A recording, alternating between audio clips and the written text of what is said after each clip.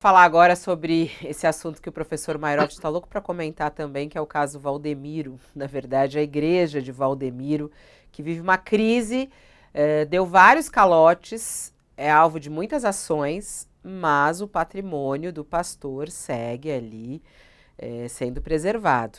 Essa é uma reportagem exclusiva aqui do UOL, está no UOL Prime. E é bem interessante a reportagem aqui da Camila Brandalize e do Rogério Gentili. Um levantamento inédito feito pelo UOL revela que a Igreja Mundial é alvo de pelo menos 686 ações de cobrança só no estado de São Paulo. Quase todas por calote no aluguel dos templos.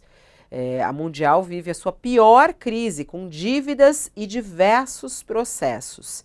No entanto, o pastor Valdemiro Santiago gastou 12 milhões de reais na compra de um avião particular em 2018 e tem aí uma lista de patrimônios que saltam os nossos olhos. Vamos assistir aí um trechinho dessa reportagem.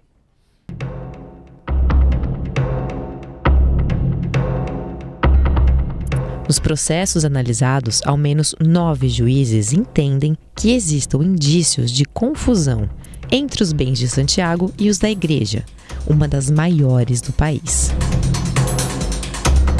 Em dezenas de casos, os credores pedem a inclusão do nome de Valdemiro no processo, já que não conseguem fazer com que a igreja pague o que deve.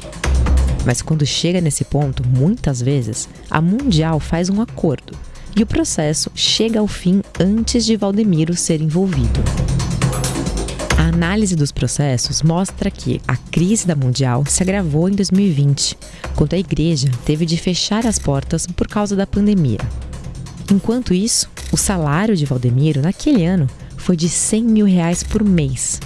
Documentos das ações mostram que ele encerrou o primeiro ano da pandemia com patrimônio de R$21 milhões. Se tem alguém que pode falar de prosperidade, sou eu. A reportagem mostra aí que ele comprou, por exemplo, um avião de 12 milhões de reais, avião que pertenceu ao cantor Amado Batista. Foi comprado por uma empresa que ele é sócio com a esposa. Ele possui bens em nome das suas empresas.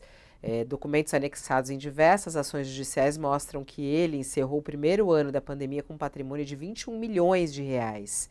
E ele já foi proprietário ou sócio de 6 empresas e mais 4 filiais. Vamos lá, professor Mairovic, como é que o senhor analisa aí esses processos? Porque é tão difícil cobrar da igreja e como acontece essa proteção que existe aos seus líderes? Olha, Fabiola, no civil, no âmbito civil, não no âmbito criminal, se usa essa terminologia de confusão, que quer dizer mais ou menos o seguinte: existe um sócio oculto aí, sócio oculto. E esse sócio oculto aí, nesse caso, se apresenta não como o dono da instituição, mas sim como um empregado com vínculo empregatício ganhando 100 mil. Isso é uma maneira de se colocar um sócio oculto, uma maneira de fraude que, no âmbito civil, se fala em confusão e, atenção, no âmbito criminal se chama estelionato. É um estelionatário esse pastor por esses elementos que foram colocados. Então, o estranho é que o Ministério Público fica cheio de dedos e não instaura um inquérito para apurar o quê? Que não existe confusão alguma. O que existe é uma fraude, é um dono único, é um manda-chuva único, que usa até o nome da mulher também como para essa fraude. Então, já passou da hora, atenção, já passou da hora do Ministério Público e da polícia entrarem nesse caso.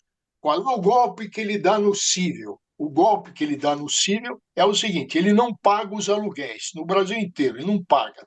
Então, vem a ação de despejo ou a ação de cobrança, que é diferente da despejo. Então, e o que se pede nesse tipo de ação? Se pede, quando entra na fase de execução, que seja o patrimônio dele, Valdomiro, atingido para cobrir a dívida, para pagar a dívida. E aí ele vai e paga.